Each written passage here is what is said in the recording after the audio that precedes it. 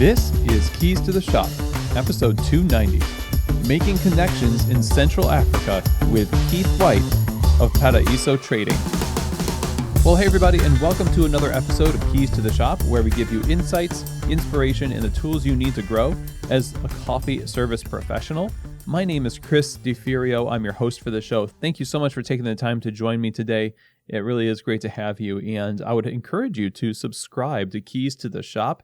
That way you'll always be updated when new episodes come out. Just hit that subscribe button wherever you get your podcasts, and also share these episodes with a friend. And if you have the opportunity and you really like what Keys to the Shop offers and it's really helped you in your career or your business, it would be awesome if you'd leave a 5-star rating for the show over at Apple Podcasts. That really helps the show's visibility in the podcast universe. Now, Keys to the Shop, on top of doing this podcast, offers consulting and coaching for you and your business, whether you're just starting out in the coffee industry and you want to get your coffee business started on the right foot, or you've been in business for a while, but you want to level up your operations, your people, your quality, or you want to scale your business, improve your systems. There's a lot of ways that Keys to the Shop Consulting can help you, either remotely or on site at your cafe. And I would love to talk to you about what that might look like for your business. So if you're interested in working with Keys to the Shop Consulting, you want to have a free discovery call with me, simply email chris@keystotheshop.com. We can have a chat and find out if working with Keys to the Shop Consulting is right for you. Again, that email for Keys to the Shop Consulting, chris@keystotheshop.com. Now, today's episode is brought to you by Prima Coffee. Prima Coffee is one of the world's best specialty coffee equipment suppliers, providing you with the world's best equipment and also working directly with you to make sure that you're getting the right equipment for your particular situation. And getting equipment is definitely a stressful thing. It's a lot of money. You want to make sure you're making the right decision.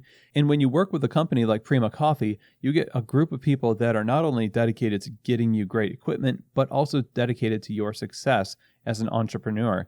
Now, if you're listening to this show, Keys to the Shop listeners can get 5% off their entire order over at prima-coffee.com/keys by using the code KEYS5 at checkout. That's KEYS and the number 5 at checkout. You get 5% off your entire order over at prima-coffee.com/keys. So I would encourage you, if you are in the market for commercial coffee equipment, you want to work with a company you can trust, go check out prima-coffee.com/keys. Today's episode is also brought to you by the Pacific Barista Series, the absolute best you can get for performance plant-based beverages. If you're looking to serve the best to your customers, because they have designed their whole lineup of plant-based beverages around the idea that they want to please the professional barista and the most discerning of palates of your customers. This stuff is bench tested by some of the best baristas in the world before it hits your shelves to make sure that it stands up to the heat from steaming, provides amazing texture for latte art, and also keeps the balance of the beverage focused on the coffee. We're all about curating a great experience for our customers, and they trust us to work with the best and select the best. And this is why I think the Barista Series is absolutely something you have to have on your menu if you want to do excellent plant-based beverages. So go check them out over at pacificfoodservice.com. Get it in your store and try it for yourself. If you pride yourself on quality beverages in your cafe, then I really think you need to be working with the Barista Series from Pacific.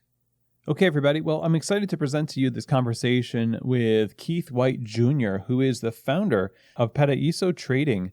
Paraiso is a company whose mission it is to connect Central African farmers and their high-quality organic produce directly with world markets. And the company initially focuses on organically produced coffee and cocoa, but it will grow and add more farmers to that network and expand products and portfolios over time. They work with women farmers, as well as priding themselves on working with farms and co-ops that they've actually visited and exceeded their social transparency standards in accordance with what's required to be a part of the global economy today. They promote farmers' products at a higher price, work with farmers, owners, and managers to assist in obtaining certifications. They educate farmers and others on the benefits of improved sustainability and environmental consciousness so as to improve and maintain the agricultural practices for years to come, as well as educating consumers on the history behind their cups of coffee and who is producing it. Now, Keith, having grown up the son of a sharecropper in the South and a farmer himself, has lived the frustration of growing some of the highest quality products on the market, but still struggling to make a living while others became wealthy from the very same product. With that background in agriculture, and his dad having over 30 years of work at the USDA, Keith has always had a passion for the agricultural process, was introduced to the continent of Africa through a friend in college, and when the opportunity presented itself, he began taking trips, doing research into what was needed to be done to turn the idea of helping these farmers get their product to market into a reality, and that is where Paraiso Trading was born. So without anything more from me, let's go right to the interview. Here now is my conversation with the founder of Paraiso Trading, Keith White Jr. Well, Keith, welcome to Keys to the Shop. How are you doing today? Hey, I'm well, Chris. Thanks so much for having me. I'm extremely excited and pleased to be here. Well, the pleasure's all mine. I'm really honored to be talking with you today. And I wonder if you could talk a little bit about how you found yourself getting into coffee, because if I'm not mistaken, you did have an agricultural background, but it didn't really center around coffee. How did this transition happen for you? Well, Chris, it's a pretty interesting story, and I'll try to give the short version. But yes, you're correct. My family, I come from a farming background. My great grandfather and my father, who I grew up on the farm with back in Georgia. We did cotton, tobacco, soybeans, largely sharecropping down in the South. But yeah, we grew up farming, and then when I was a junior in high school, we relocated to New Mexico, and there I attended the University of New Mexico, where I was fortunate to meet many individuals from the continent and primarily Central Africa. And after they graduated, they returned home and began working for the governments of their respective countries. And one friend in particular, Luciano is his name. He and I communicated a lot about kind of what was happening on the continent.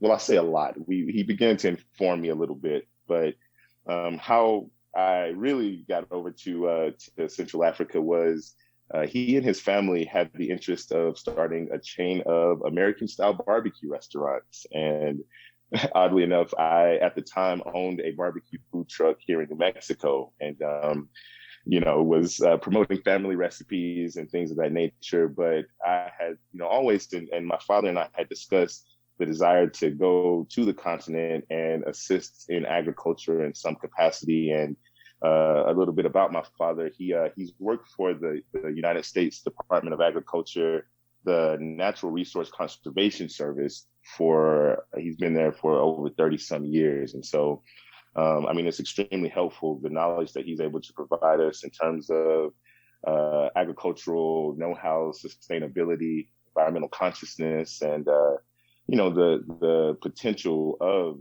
sustainable farming on larger scales. And so, I went to the country initially to pursue the venture of starting the chain of barbecue restaurants, but quickly, as we began to source or look for potential sources for our beef and our meat, we started working with some local farmers, because a large majority of the meat in the country was being imported actually from Spain, which, fun tidbit, Equatorial Guinea is the country where we began initially, and where I am doing a lot of developmental measures or assisting with those. And so yeah, they're in Equatorial Guinea.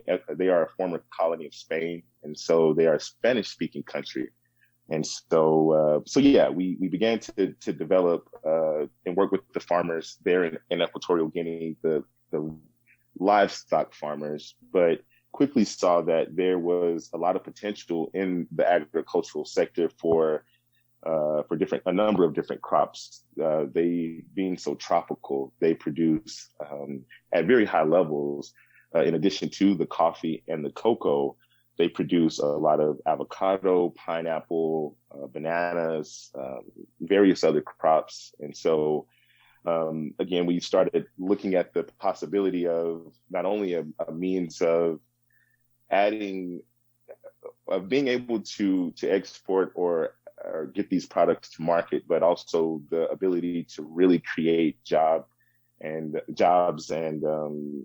help with the further development of the countries. Because as a lot of the youth return, you see that they have the significant desire to improve the country and help to get things to a point. So seeing the potential, we began bringing, I had some soil tests done and confirmed the quality of the soil. And then we visited a number of coffee farms and cocoa plantations, which, within the area, historically, being in the bean belt, they produce really high quality cocoa and coffee.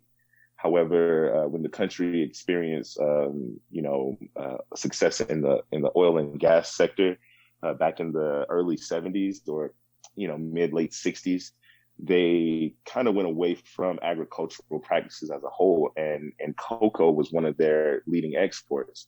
And so, I was experiencing a lot of farms and plantations that needed rehabilitation. And, I saw that the potential was there, but again, it just, we needed to be able to communicate with local government to kind of help them to understand the potential and, see if there would be the ability to offer resources to these farmers. And so, we were very fortunate that my friends from school, their families have been working in government for the country and in the region for many years. And this has enabled us to operate at a really high level and, access ministers of agriculture for different countries in the region, and as well as other individuals with the government, just to ensure that we have the support of the country in what we're doing, And so the country wants to make sure that what you're doing is going to benefit them, and you've got already the expertise behind you through your friends and your father to know the ins and outs of the administrative aspects of the export game when it comes to commodities. And now that you're focused on coffee and the stuff that coffee export and import will positively affect Right. for the people. Like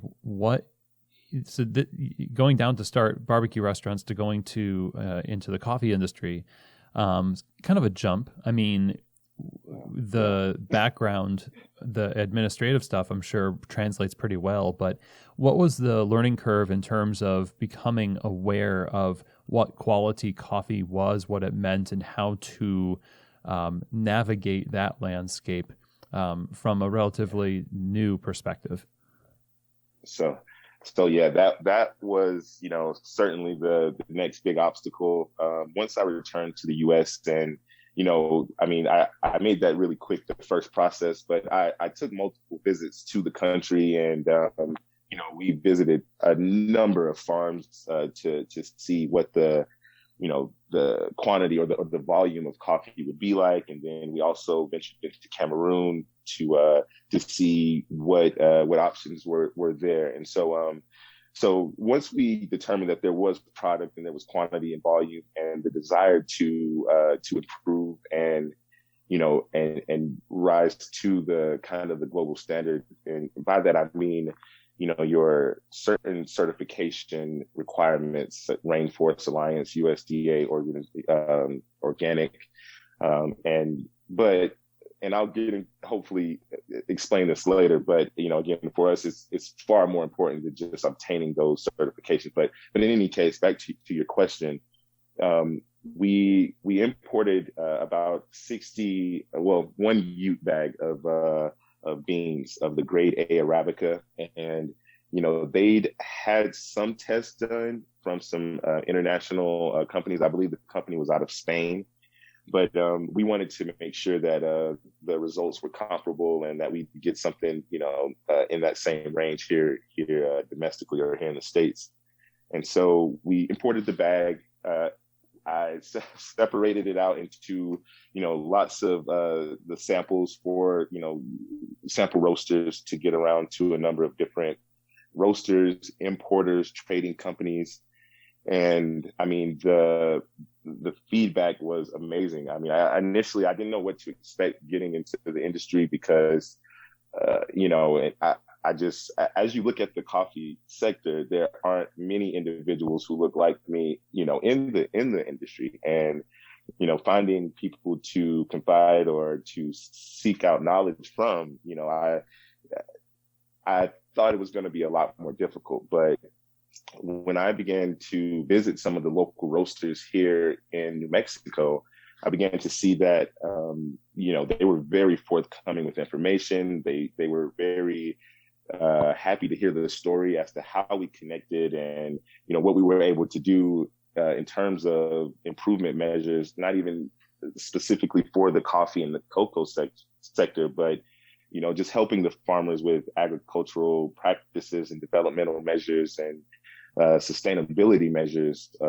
as a whole. So, yeah, we imported, did sample bags, and I hit New Mexico first. We provided samples to most of the roasters here, and then I headed west and I delivered samples to about 60 different roasters on the West Coast, between Seattle, Portland, and Los Angeles, and then headed back to New Mexico. And I mean, the feedback we got was phenomenal, between roasters, import companies, traders. You know, we had some Q graders to test the coffee, and actually with Agora Coffee, they helped us to make sure that we had a quality product. And in addition to that, began to connect us with a number of other roasters and traders. And so, I mean, it was just kind of a snowball thing once we introduced ourselves, and then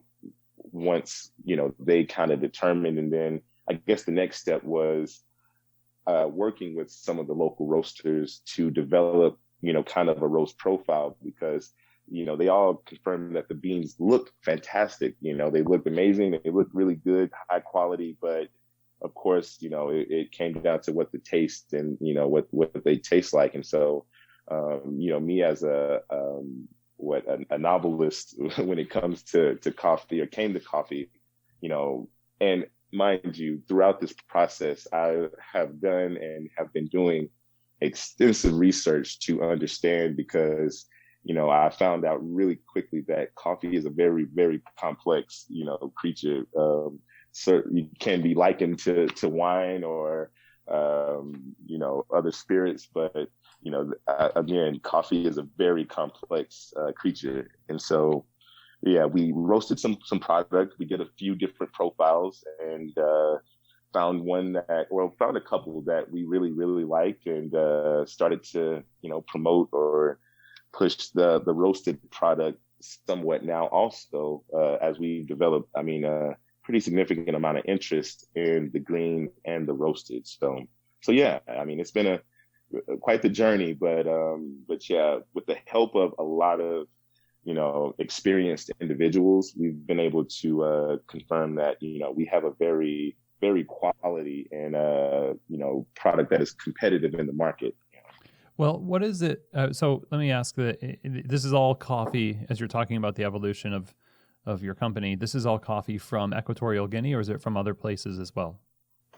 So currently we're promoting the coffee from Cameroon, because as we did more research and we began to explore things further, again, Equatorial Guinea, the beans from that country, I mean, they were on the market back in the 60s, 70s, at pretty low levels.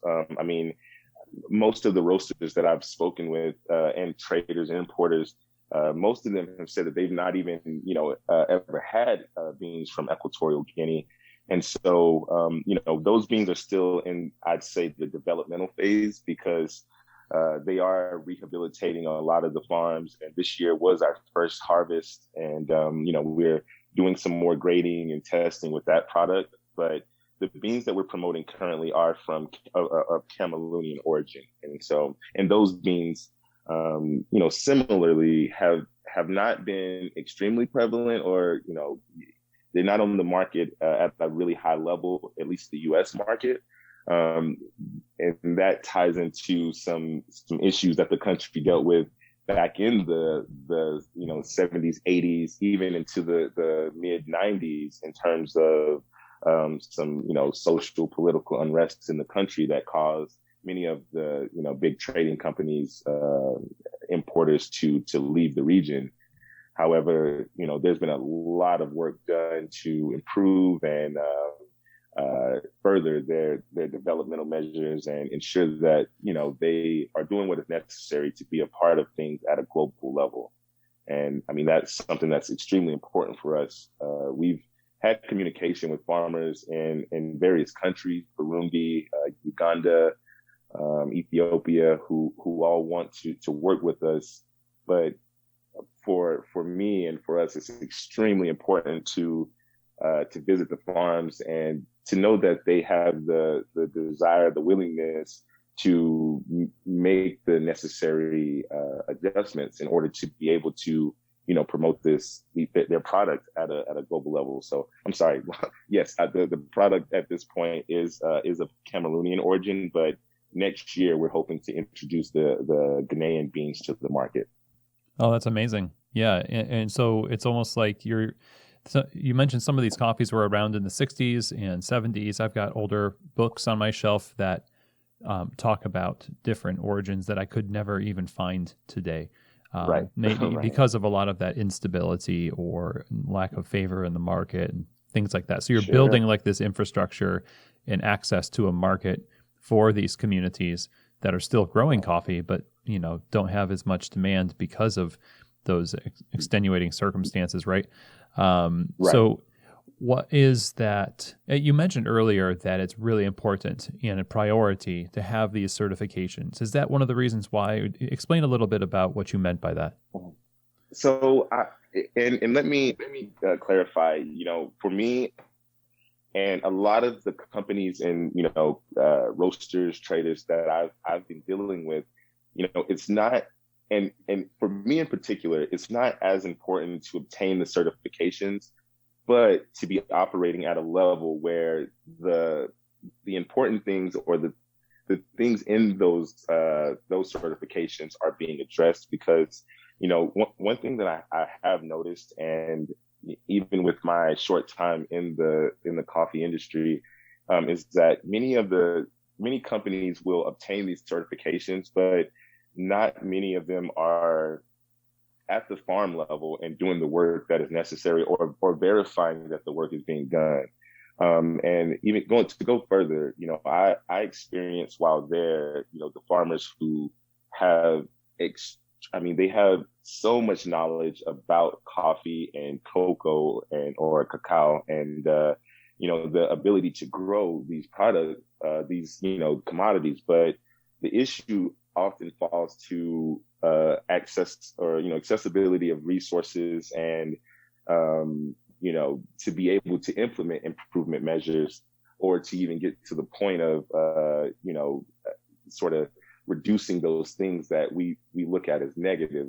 And so for me, I very much so wanted to make sure that we were providing the solutions to some of those issues. And if they were to grow with, or we were to grow together in the sense of the company here in the U.S. or Paraiso Trading, along with these farmers and cooperatives that we're working with, we wanted to make sure that they had the necessary tools to be able to improve, to grow, and continue to operate in a sustainable way. So what we've done is, we are partnering with, depending on the entities, either most of the time it's the cooperatives, but sometimes it is the individual farmers, to educate them as to why these certifications are sought after or important, and then how they can improve measures and get things to a point on a consistent basis that they no longer have to worry. Because there are some great organizations out there, such as the Coffee Trust, who for them it's more about confirming that the work is being done versus you showing them a certification that that you have this Rainforest Alliance still. And that to me is extremely important because, I come from, sharecroppers, and that was my family's history. And I've seen the I'd say detriment that can be caused by you putting your blood, sweat, and tears, hard work into producing this product that is highly sought after, but you don't have the access to the maybe the end consumers or even the buyers that can offer you a higher living wage. And so you're forced often to sell it to these regional kind of buyers who will get it at a dirt cheap price. And so one big thing for me is that I refuse, and I will, our company, we really never, ever want to be in a space where, we're continuing that, because I've been to the farms and, worked with the farmers and, have communicated and, really, really, had dinner and sat with them multiple days to understand kind of what they've done, what their hopes are, and what is necessary in order to get them to or bring that to fruition. And so again, for us, it's more about, in addition to making sure that the things are happening at the level that would be globally, quote unquote, globally acceptable, but also making sure that we're providing the things necessary to get them to the point that they are able to do that at a sustainable level. And that varies from, educating some of the finding individuals to operate as childcare workers or facilitate or managers of facilities, when, you have women who don't want to leave their children or can't leave their children at home, but they need to work. And so we provide, and we've been working with some of my relatives who work in childcare to try and train and get them prepared for the growth that we kind of foresee. And we've been successful in, beginning to implement and do the training so that they can have kind of the, childcare facility on site so that the women can have that comfort level. And so that, and then, water retention and soil consideration, all of these things, because again, it's a huge working equation, and we, coming from a background of farming and dealing with issues similar to what they are and not having the access to those markets, again, it gives us a pretty unique, ability to work with these farmers and have an understanding of their, their issues and their problems, and how to get them to a point of being successful in turning their, small farm operation or whatever level their operation is into a sustainable thing and something that, their children can benefit from and generations to come. And also educating the youth and the children about agriculture and farming, and, trying to change that narrative around agriculture, because, it's so, gosh, what's the right word?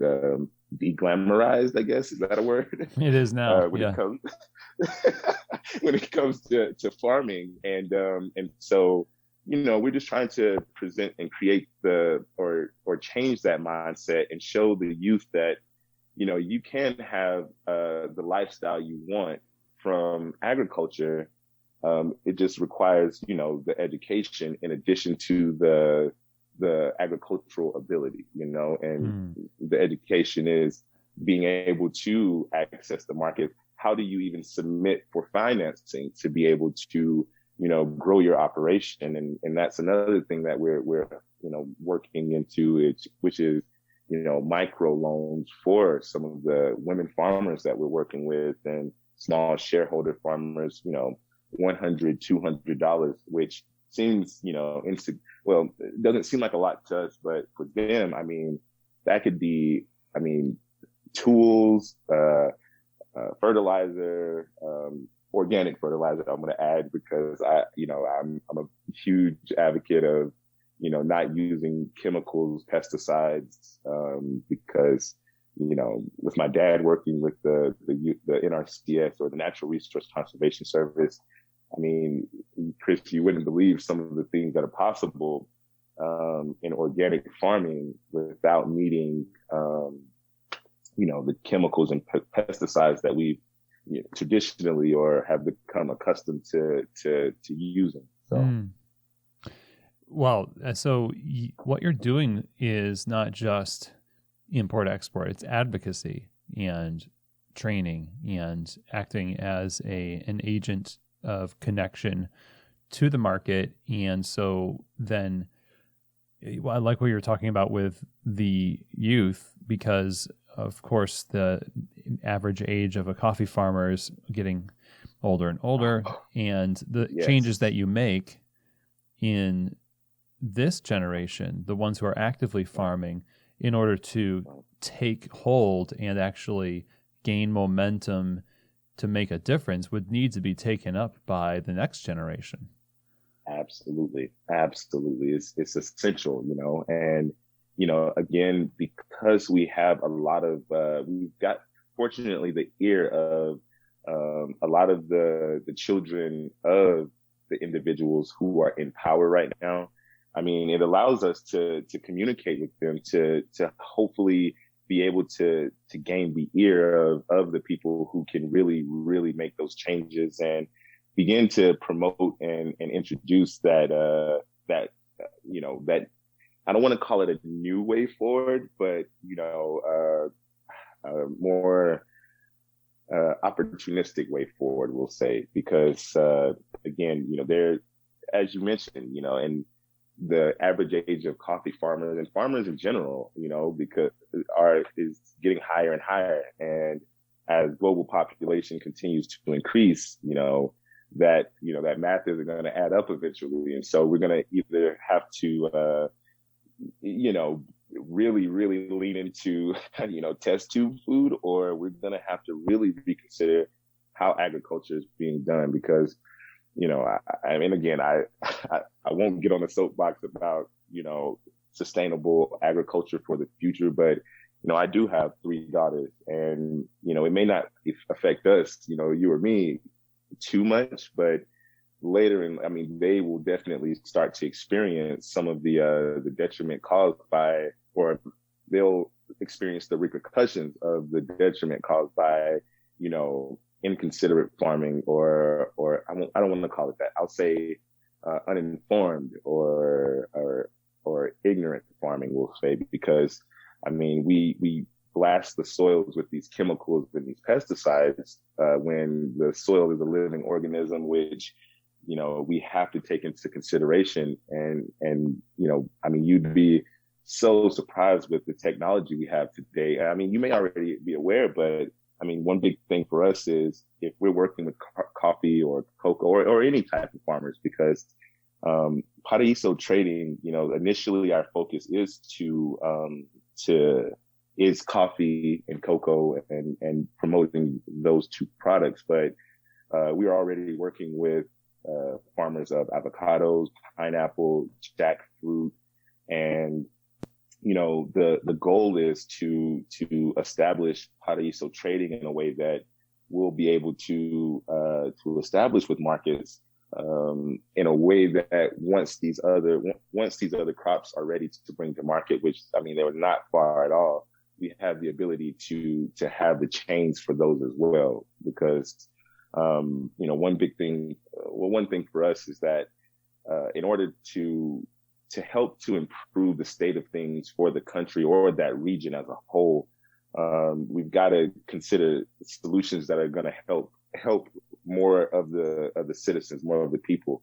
And how do you bring the area out of poverty with it, where there is a lower, the education rate is a lot lower. And so, for us, it became a thing of, we create this by creating these markets and creating the demand for the crops that are being produced in this area. And, we've fortunately been very, successful in doing so in terms of markets in France and London and Spain, and we've got a big trip coming up where we're hoping to lock in some pretty significant deals around the coffee and the cocoa. But no, I mean, back to what I mean, it's really important to make sure that all of this is being established in a way that we're constantly elevating and bringing people, creating a situation where eventually they won't need Paraiso Trading because they're producing such high quality goods. And so what I was getting at with the technology is, deforestation is a huge issue on the continent. And, Central Africa has, one of the largest, or the largest rainforest, or last area of rainforest that is, reducing carbon and producing oxygen, that and the rain Amazon down in Brazil. And so, a big thing for us is that we've got to consider that factor, because global warming is a very, very real thing. And, for us, we've been working with a number of different scientists and, engineers who have developed products that will allow us to ensure that, we can account for how much carbon reduction is happening by this section of trees. If you eliminate 1, 2, 3 of these trees, then that is going to reduce that carbon reduction by this amount. What our goal is, and what we, are determined to do, is in the areas where they do this, or it's required, that farm or that operation is required to implement something in another area of the operation to account for that change of carbon reduction. And so just things of that nature, because the last thing that I wanted to do is be working against myself, in the sense of we're very much so for changing things in terms of environmental practices when it comes to farming. And so a part of that is, as we scale and as we grow, continuing to address those issues with all of the farmers and any of the cooperatives we work with. So how do you convince, or you might not need to convince, but it seems like a lot of the expediency of doing things in a traditional way, or maybe in a way that's not going to be as good for the earth, or it's not going to be as meticulous. The investment that it takes to do that, to invest in these practices, carbon offset and organic farming and all that, when you go into an environment where things have been done a certain way for many, many years, how do you get people from one paradigm to the next? One thing that I've noticed in this region in particular, and on the continent, is that it's not about lip service and telling them that we can do something. It's more about demonstrating and showing them that this is realistic and this is stuff that we've done. My father, he is a really intelligent, brilliant individual when it comes to agricultural know-how. I mean, I've seen him take, and these are things that are actively being developed, and things that we are going to implement as we grow into other areas. But I've seen soil, sand. It's been classified as a dead soil, and it's sand. And over 2 growing seasons, they've been able to rehabilitate that into quality, productive soil. And we documented and recorded, the steps of this process. And so, I mean, that in itself, shows so much potential. And to address the question, cost wise, we've for so long been convinced in that, the way that we have to do it, we must use these chemicals and pesticides. But in actuality, the way that we're going to be handling, the way that we are handling and the way that we're doing things, overall it's less expensive, because, many people, they over-till their soils and, with the tractors and the plows and things of that nature. strip tilling is what we use, rather than turning over all of the soil in the area where you're going to be planting or growing. Just the row where you're going to have the seeds planted is where, the narrow strip about, 5, 4 to 5 inches wide is what you're going to be tilling. And so what does that do? It keeps more of those healthy organisms in the soil. Those, earthworms are amazing for, soil health because they aerate the soil and enable the water to reach the roots a lot easier. And, all of these things are practices that over time and I say over time, but within a couple growing cycles, you're going to begin to see the benefit of, of not using those chemicals and not over tilling the soil. And so, what's been extremely helpful also is, again, the influence of my friend and his family to be able to speak to the individuals who have the ability to make the real change. And then lastly, again, I guess it ties back into showing them, with the livestock in the country, we saw quickly that they weren't getting the nutrition that they needed. And so we began working with some veterinarians out of Kenya and then some here in the States to determine how we can, improve this, what was missing. And of course, I knew from some of my background with dealing with livestock, it was definitely they needed to be on a vaccination schedule, but then also they needed a certain type of food and grass because they were grazing and moving, in large areas, but that wasn't, efficient for getting them up to the ideal weight. So we imported a drought tolerant grass, but not that, water is a big issue in the area, but we imported a couple different varieties of grass that would be extremely beneficial for, the cows at different stages of their lives. And we set up a paddock system because that is yet another thing that we, with ranching, that's something that has been done for years, for decades. And, it's something that definitely needs to be revisited because, we're, again, destroying our arable land with these cattle, roaming and grazing constantly. And so, we set up this paddock system to rotate the livestock and make sure. And so by the next visit, when I came back the following trip, it was such a noticeable difference in the livestock, their health, they were a lot, beefier.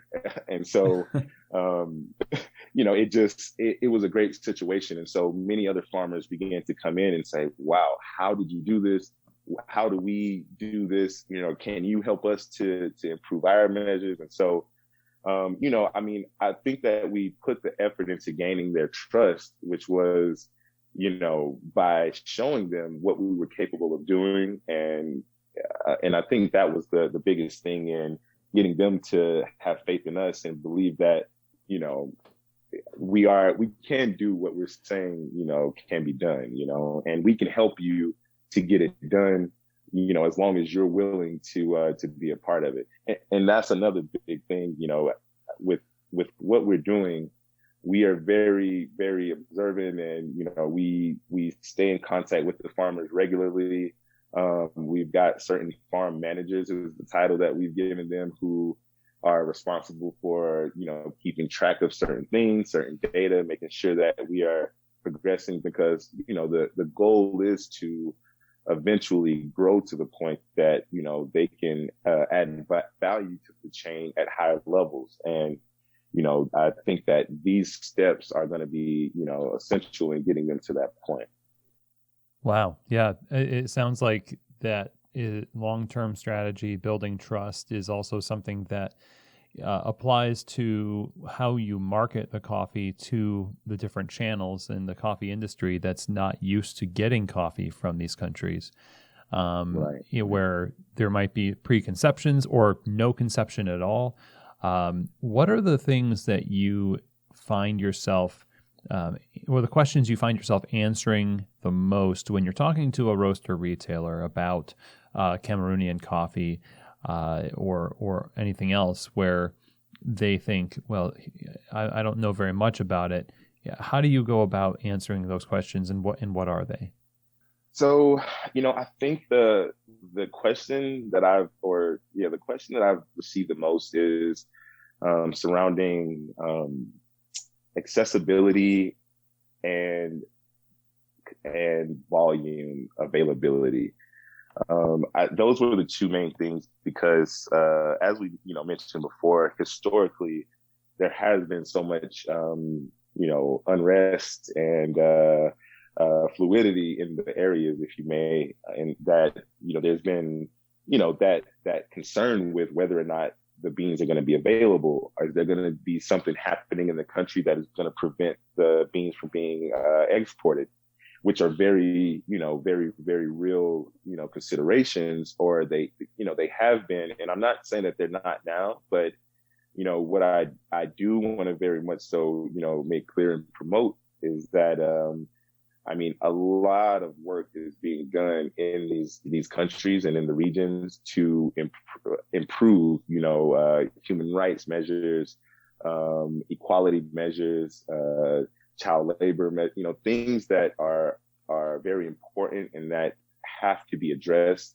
And often a lot of those things are tied into cultural and, but as they progress, they do understand and see the benefit in, in adjusting or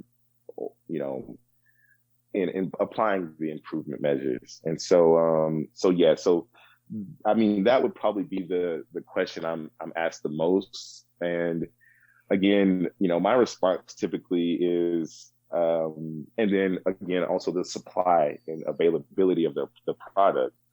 And for those two things, for the first question, typically it is, again, they have made strides in showing that they have the desire to improve and to continue to improve. And I'm actually headed to the region here in September, and we're just going to walk the chain once more. I'm going to be meeting with the director and some of the different individuals there at the National Coffee and Cocoa Board to discuss, how to collaborate at a higher level and, again, ensure that we will have the peace in the country, or if there are any things that we should be aware of, because you never know when something may happen, but to have the ability to communicate with the individuals at the highest level, and they tell us, hey, this is kind of what's going, they can give us the foresight to be able to forewarn our, potential buyers and let us know that, hey, this may be a issue or whatnot. But once again, we even feel that the things that we're working towards could potentially, if managed properly, assist in, reducing the number of, quarrels or, disagreements that occur, because, from what I'm seeing, and of course there is, and I'm not, minimizing the, things that happen in the regions, but, a lot of it is tied to access to fertile lands or to the most optimal areas. And that is because of those areas' ability to produce and what have you. And we feel that if we can now go into some of these areas that, are more barren, are not as productive, and help them to regenerate, develop further, and get them to a point where now, there's no need to quarrel over, that's, I'd say that, the number one question, the availability of supply. And my answer is typically, we're very fortunate to have the ear of government to be able to ensure that we have the foresight if there is ever the time that we need to make a move or communicate with our customers. We'll know far enough in advance that, we can hopefully head off the damage. And then I think the other thing was the volume. So we as we grow, we are continuing to add farmers and individuals who have small farms and want to be a part of this. But, as we're able to go there, help to educate them on the improvement measures, help to educate them on, as to how we would need them to operate and how we can help to get them to that point. That is something. And then as we grow, we're also bringing on other origins, from different countries and different regions to make sure that, we can continue and we've got product available in the case that, there is a situation of social unrest or, what have you, that we may not be able to, for a period, get those beans out of that area. But again, I say that as a, to give them that level of comfort. But, I truly believe that, because of our connections, our ability, the information and the things that we're providing over time, we're going to see that becoming less and less and less of a issue or, a reason why roasters or traders or buyers aren't considering these regions for their specialty coffee. Right. Well, it makes sense. And that was kind of a part of the question I was going to ask you. So I'm glad you went into that the more buy-in, literally, I guess, people have for these coffees, the more demand and the more valuable that thing becomes to the government, and the less likely it would seem for the factors you mentioned and probably other things too, that when unrest happens or if it happens, that this would be one of the first things sacrificed because you couldn't do without it, So it makes sense that, you can't, you have to do it first. You have to buy in to start the momentum. It's slow going at first, but when it gets going, it can really make that big difference you're talking about. And this will be my last question to you, and it's really been eye-opening here and a fascinating conversation. So thank you so much, Keith, for joining us on the show. But as we're talking about this emerging market and access to the market and just the unique coffees coming out of these regions, what do you believe is critical for retailers and roasters around the world to understand regarding Central or West African coffees that we typically don't hear much about? What is the takeaway that you really want them to wrap their heads around that you think is going to help them understand it well? So that's a great question, Chris, and I'm glad that you asked that. And the big thing is that these individuals have been developing and growing, and and I refrain often from using exploited, but it is a very real part of the coffee sector for a long time. And as these farmers, grow and develop, and you see a lot of companies promoting and communicating about transparency and the desire to improve and get more back to the farmers, it sounds fantastic, and I very much so hope that as many that say it are doing it, but I've certainly seen that that's not the case in most, in a lot of areas. But the big thing is that these farmers are working hard to improve and continue to produce this product that, I don't know about yourself, but I gotta have my cup first, in the morning, pretty quick after I'm up. And so, this thing that is so important to so many of us, the individuals who are getting it to us are the ones who are benefiting the least. And I know that this is a narrative that has been around for a long time, but I wholeheartely believe that, with, more roasters and even more consumers at the, the drinkers, of the coffee level become, more aware and seek more transparency and to understand really where their coffee is coming from. I think that the importers, the roasters, I mean, I think that they carry a unique responsibility to further educate and promote kind of what's happening at the farm level, because a lot of these farmers don't have the ability to do so. And I think that's where a big shift could happen. Now, I am not sure that the industry is ready to make that shift.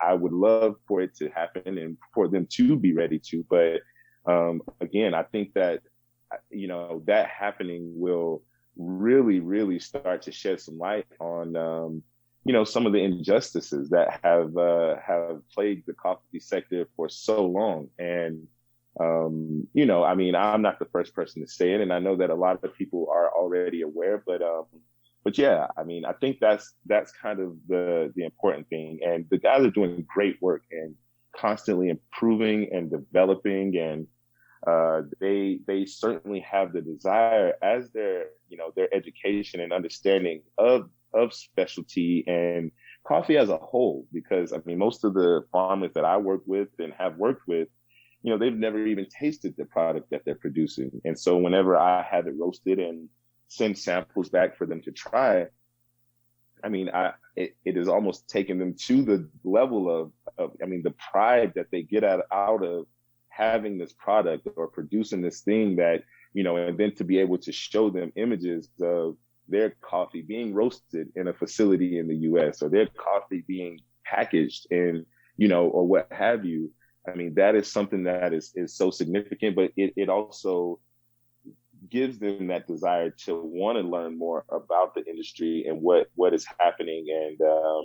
And again, I think that's really special and really, important, because again, as transparency grows and we, have that desire and, have the understanding that, and it's a multi-tiered thing, but what goes into what we consume is going to eventually, I mean, it goes into our bodies as well. And that's the chemicals, the pesticides, things of that nature.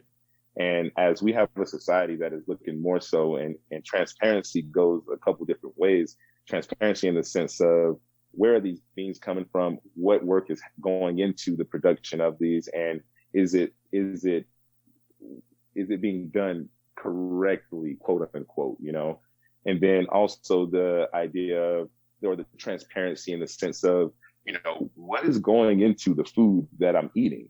I mean, we've come to close our minds off to the idea that, that chemical can kill that weed in the ground, but it's not going to harm me, because I'm eating this tomato, not the dirt or the, or the plant, I'm eating the tomato, but ultimately it's like, well, it kind of goes hand in hand. And so, I mean, as people become more aware of what they're consuming and what's going into their bodies, this is an additional facet, and us being able to educate these farmers and have them, implementing these measures, so that hopefully when this chain is connected and becomes full circle, and this transparency thing goes from, truly from the cup all the way to the farm, and it has the collaboration of the farmers, the importers, the traders, the roasters,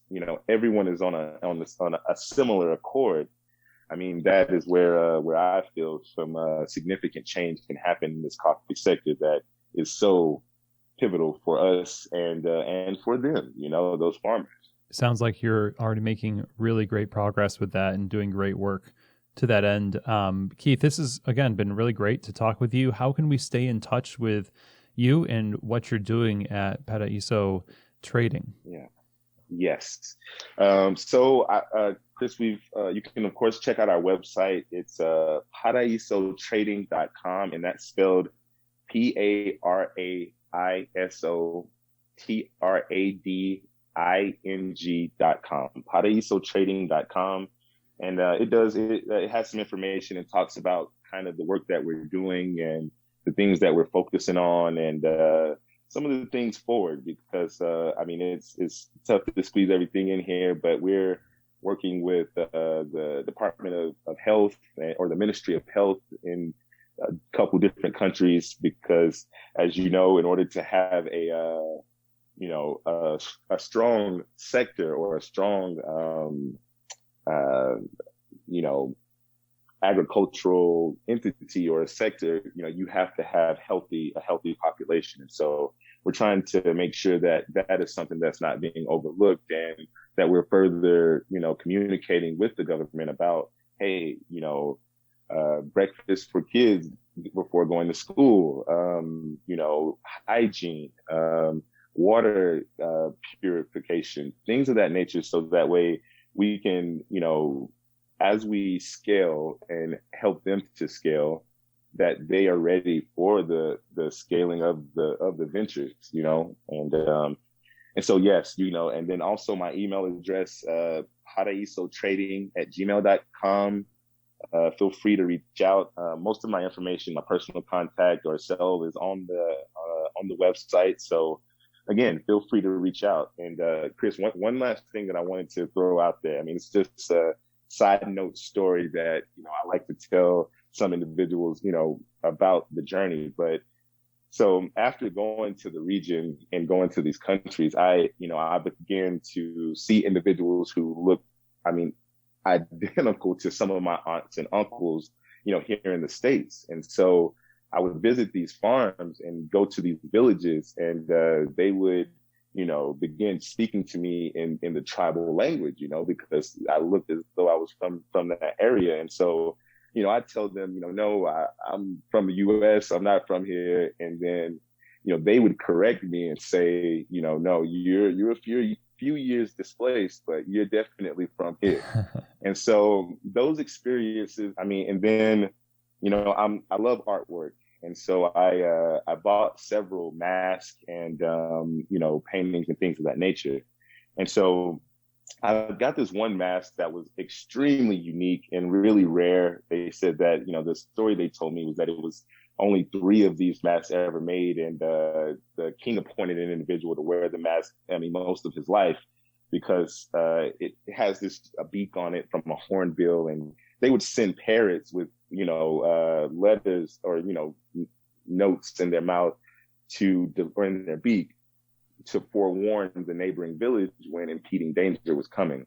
And so, this was a way that they would communicate. So I was able to get one of these masks, but it was from a tribe called the Tikar tribe, which before even moving into importing my first bag of coffee, I purchased these masks. And so I later found out that the mask or the Tikar village is about, 40 or so miles away from where many of my suppliers in Cameroon are from. And so that was an interesting thing. But then also I did the African ancestry DNA deal and got my results back about a month and a half ago.